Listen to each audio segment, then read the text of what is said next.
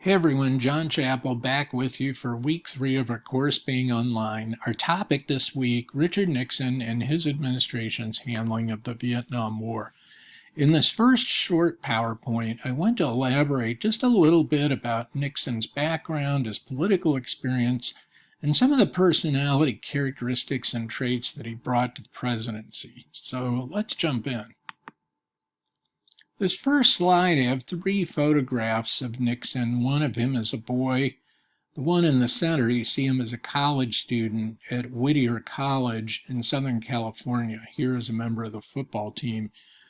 Nixon grew up in an area of Southern California that's developed and mostly urbanized now. At the time he was growing up, this was an area really that was semi-rural outside Los Angeles.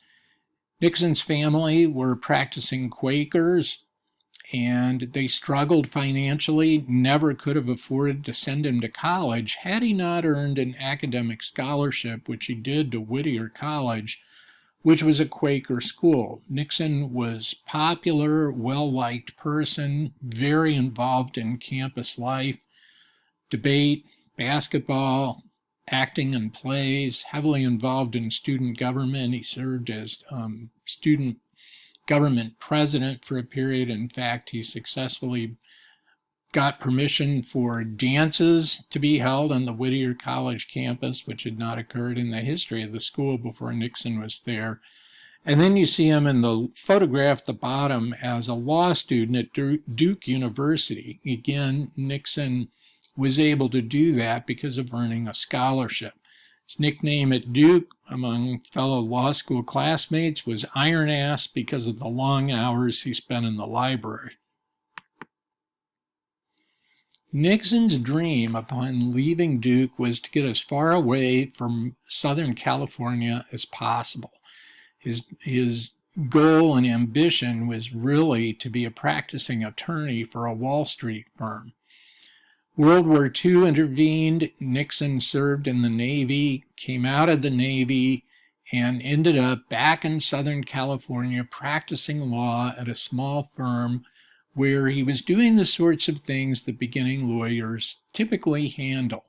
Wills, probate, divorce cases. He was bored.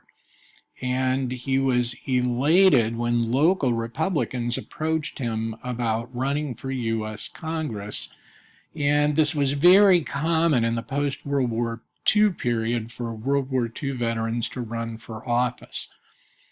Nixon quickly developed a reputation as an aggressive campaigner who did not hesitate to smear political opponents. He did this in his very first campaign and ratcheted up that type of behavior in 1950 when he successfully ran for the U.S. Senate. During this period in the late 40s, Nixon conducted a couple of high-profile investigations of suspected communists in the United States.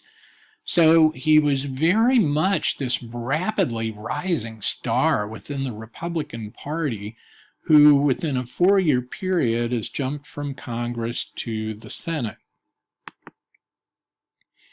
Then, as we see here, Nixon was vice president under Dwight Eisenhower.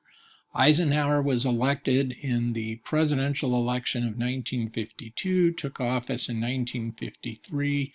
Nixon was one of the most activist, high-profile vice presidents in American history, very engaged within the Eisenhower administration. Eisenhower suffered 2 different heart attacks during his 2 terms as presidency, where he was incapacitated for a fair amount of time with both, and Nixon very capably, and the American public thought admirably, filled in for Eisenhower during those absences. So again, this is someone who had an extremely rapid rise in the Republican Party and was very well known, much better known to the American public than his opponent in the 1960 presidential election, John Kennedy. Kennedy, like Nixon, was a World War II veteran, as we've talked about earlier in the course. They were just 4 years apart in age. Kennedy was 4 years younger than Nixon. but very similar in a lot of ways. Nixon was a moderate centrist Republican, Kennedy a moderate centrist Democrat. And as we talked about, we discussed John Kennedy. This is an election that Kennedy barely wins. His total in the Electoral College vote count deceptive, makes the election look less close than it actually was. But out of something like 70 million votes cast, popular vote count, Kennedy prevailed by only about 110,000 votes. So, having lost so narrowly to Kennedy in 1960, Nixon was well positioned to be the Republican candidate again in 1964. And then in 62, Nixon makes the first really misstep of his political career. Against the advice of a number of people in the Republican Party and against the advice of his own staff, really, he decides to run for governor of California in 1962, and he loses. And this photograph is of an embittered Nixon when he came down to face the media about 2 a.m. when it was clear he'd lost. And he told this group of assembled reporters, "You're not going to have Richard Nixon to kick around anymore because I'm finished with politics." Nixon, for his entire political career, firmly believed that the media was against him and believed the media had this overwhelming liberal bias. Now, the fact was newspapers in this era, the 40s, 50s, 60s, were much more politicized than they are today, as newspapers have decreased in number and their circulations have dropped. Most newspapers, even if their editorial stance endorses one party or the other, most American newspapers that have survived have become pretty centrist, not nearly as politically expressive as they were in previous decades. But this is a characteristic that Nixon held that reminds me in some ways of Donald Trump. And then Nixon tended to see the press and the media as his enemy, and at times used that term to refer to the media during his political career. By 1966 into 1967, Nixon was exploring a political comeback, and as we discussed when we talked about 1968, wins the Republican Party nomination, making this remarkable political comeback and winning the election of 1968.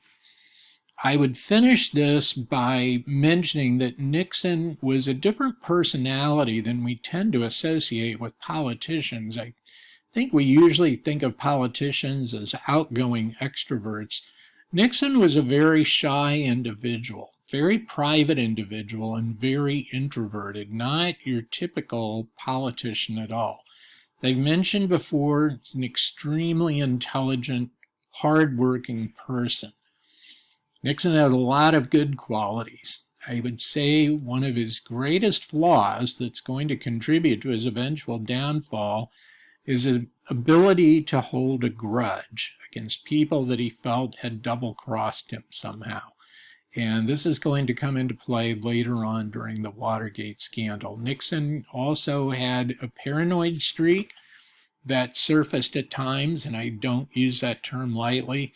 He had a tendency to regard his political opponents as political enemies, and Nixon wrote several books in his career, and you'll see in his books, they're all well written. He wrote them all himself. Every one of them is an interesting read. But you'll see him even in his memoirs and things that he wrote in his later stages of life, that he'll use that term, my political enemies, to describe his political opponents, which is a very revealing phrase. In the next PowerPoint, we're going to look at some of the context of the Vietnam War at the time Nixon takes office in 1969.